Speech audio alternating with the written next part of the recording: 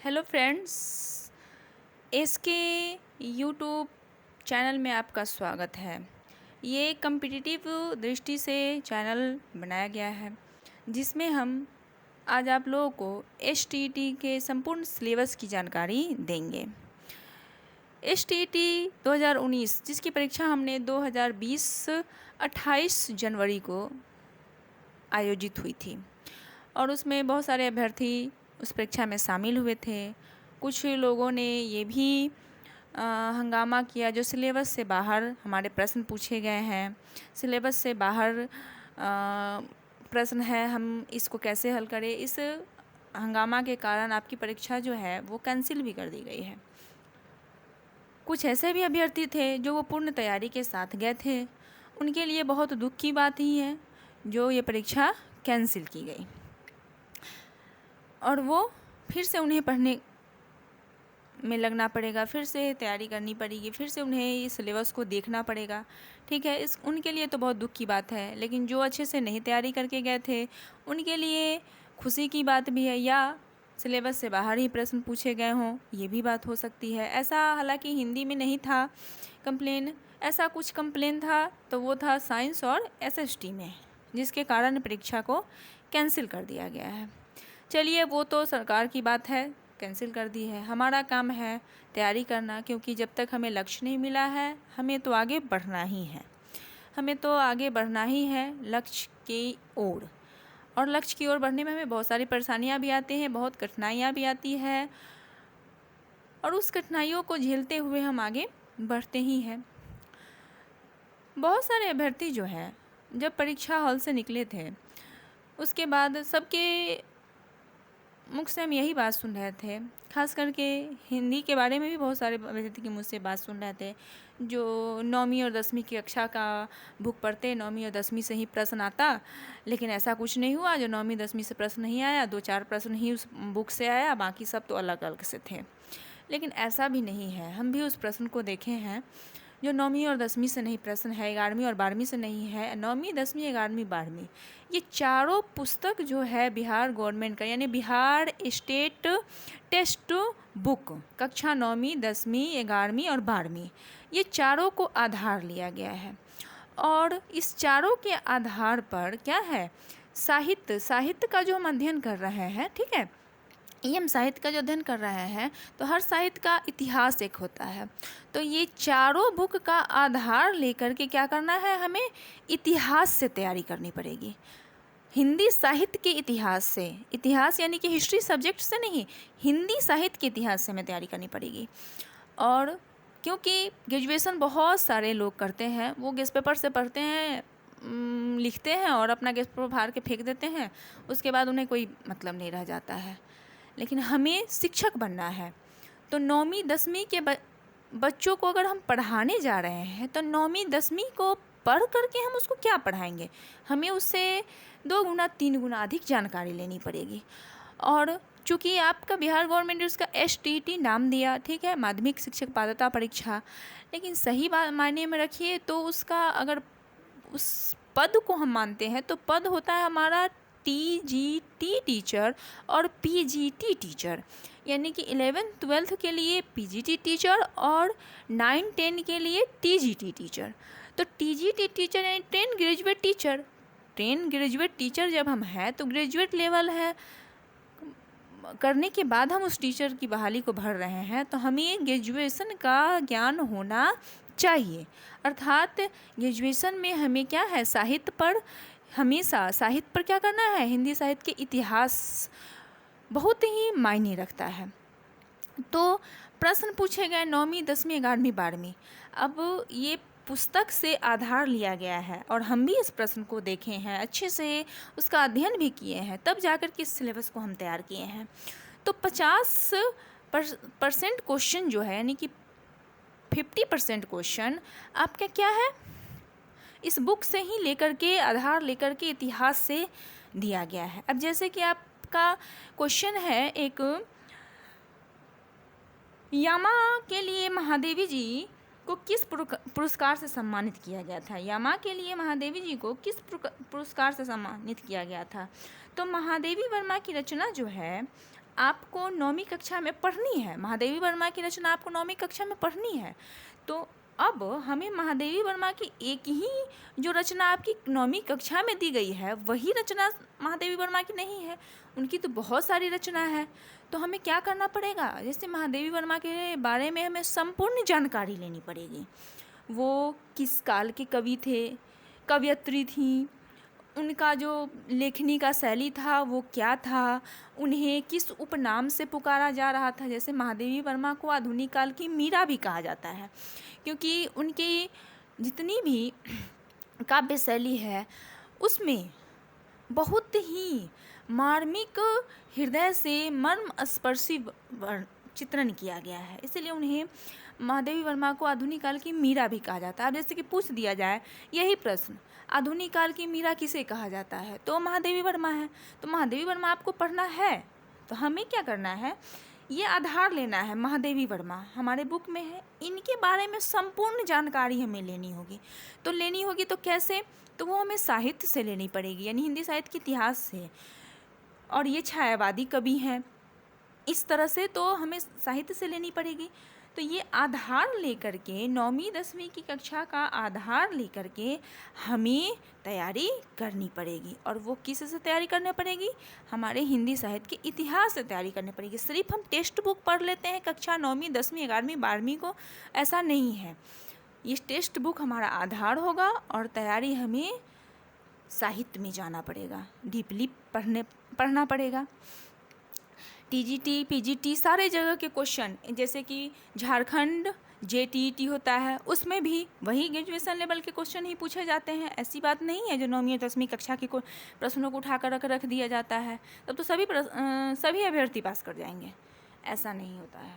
ठीक है, जैसे कि एक और क्वेश्चन था आपका, 9वीं कक्षा में ही मंझन की रचना है, 9वीं कक्षा में ही मंझन की रचना है, और वो मंझन की रचना तो मधुमालती की इनकी रचना है। तो कभी भी देखिएगा कि कोई भी रचना आपके पुस्तक में है उसमें कवि परिचय दिया रहता है, उस कवि परिचय को भी हमें ध्यान से पढ़ना पड़ेगा, क्योंकि उसमें मुख्य कवि की जो रचना होती है या लेखक की जो रचना होती है सभी को दिया जाता है।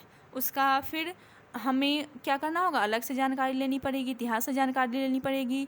जो भी हम उसके अंदर कमी है, जो वो की रचना अगर है तो वो रचना का उद्देश्य क्या था, उनकी मुख्य रचना है तो वो रचना कैसे लिखी गई, उसमें कुछ पंक्ति भी ऐसे हैं जिसको हमको ध्यान में रखना पड़ेगा। ठीक है, तभी जाकर के हमारी संपूर्ण तैयारी हो पाएगी।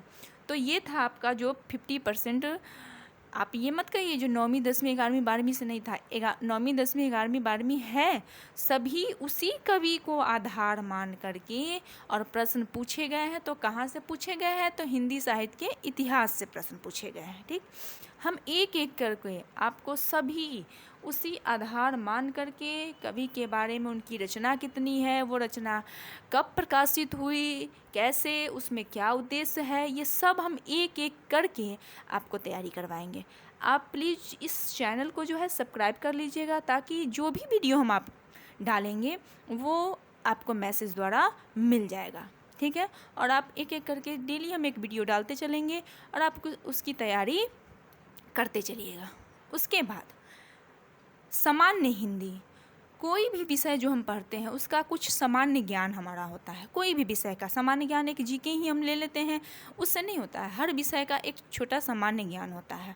तो सामान्य हिंदी भी होती है, जैसे कि अब सामान्य हिंदी में ही रखा क्या, कौरवी जो है, कौरवी को दूसरे नाम से क्या पुकारा जाता है, किसको, तो किसको, खड़ी बोली को कौरवी कहा जाता है। तो इस तरह के सामान्य हिंदी के 7 प्रश्न इस बार थे। हम पूरे प्रश्न को देखे हैं, उसमें 7 प्रश्न सामान्य हिंदी से ही पूछे गए थे। तो इस तरह के प्रश्न सामान्य हिंदी के हो जाते हैं। जैसे ब्राह्मण पत्रिका के संपादक कौन थे, तो ये भी क्या है, सामान्य हिंदी के ही हैं।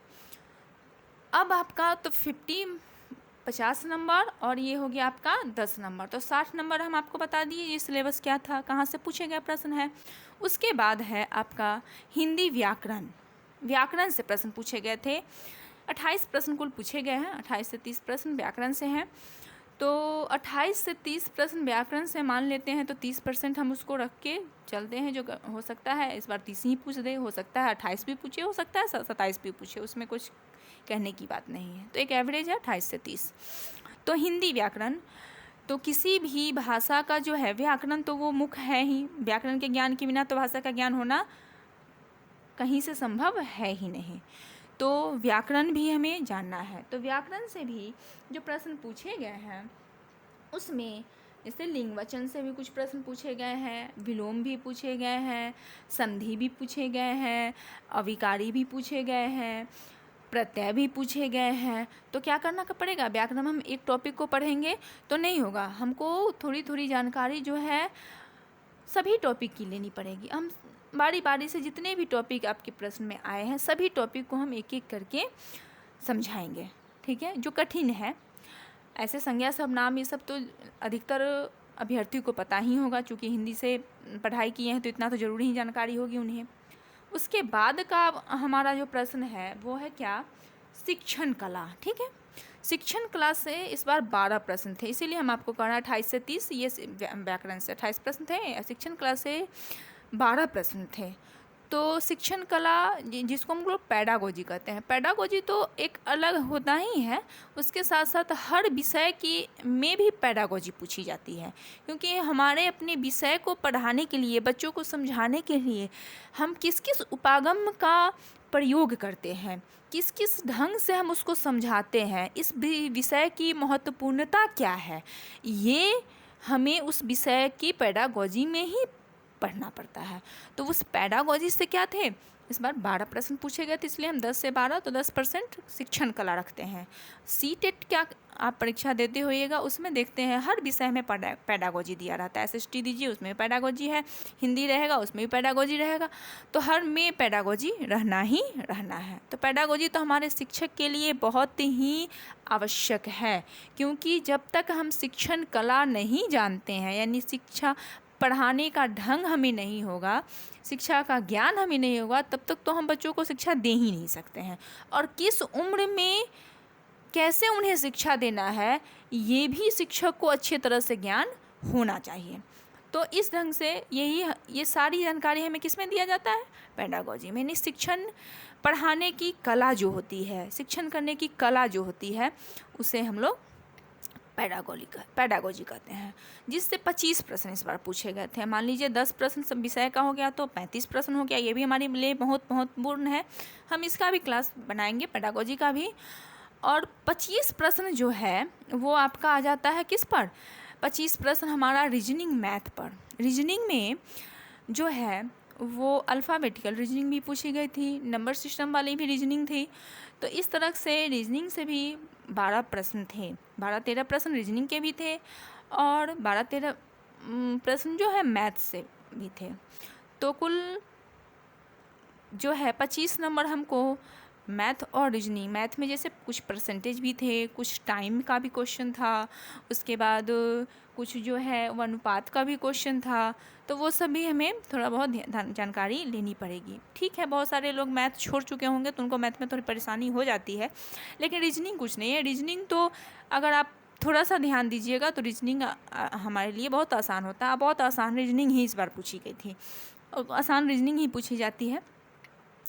तो रीजनिंग और पूरा अगर हम कवर कर लेते हैं सिलेबस अपना, ठीक है, पूरा कवर अगर हम सिलेबस करते हैं तो अच्छे से एग्ज़ाम को क्रैक कर सकते हैं, एग्ज़ाम को हम निकाल सकते हैं, ठीक है, एग्ज़ाम को निकाल सकते हैं। तो सबसे ज़्यादा तो है हमें अपना सब्जेक्ट जो है उस पर ध्यान देना बहुत ज़रूरी है, और उसके साथ साथ पैडागोजी पर ध्यान देना भी ज़रूरी है। हाँ, रीजनिंग पे अगर आप ध्यान देते हैं तो ये तो हमारे लिए और इम्पोर्टेंट हो जाएगा, क्योंकि रीजनिंग हमारे लिए इम्पोर्टेंट इसलिए हो जाएगा, जो रीजनिंग अगर बन गया तो वो सही ही आंसर दे के आता है।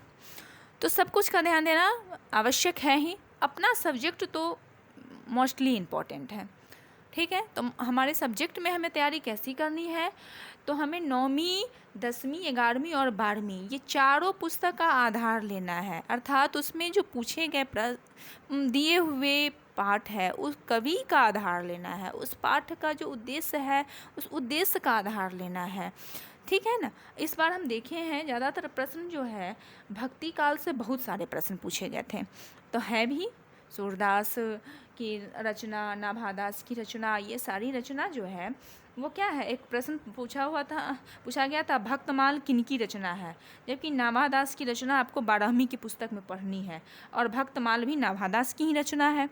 तो क्या हुआ, अब 12वीं में आपको दूसरी रचना पढ़नी थी, दूसरी कविता पढ़नी थी और यहाँ पूछ दिया आपका दूसरा कविता, ये भी भक्ति काल के कवि हैं। तो हम ऐसे देखे हैं साहित्य में इस बार भक्ति काल से आधुनिक काल से अधिक प्रश्न थे। आदि काल से जो है वो बहुत कम, एक या दो प्रश्न थे आदि काल से बस। ठीक है, तो ये सब हमको क्या रखना है, आधार रखना है 9वीं 10वीं 11वीं 12वीं पुस्तक का, और एक एक करके हम सब का आपको आधार बना करके और एक एक करके सिलेबस के अनुसार, संपूर्ण सिलेबस के अनुसार हम आपको तैयारी करवाएंगे।